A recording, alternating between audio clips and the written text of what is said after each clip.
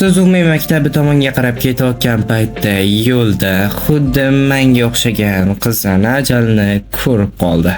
To'g'risidek.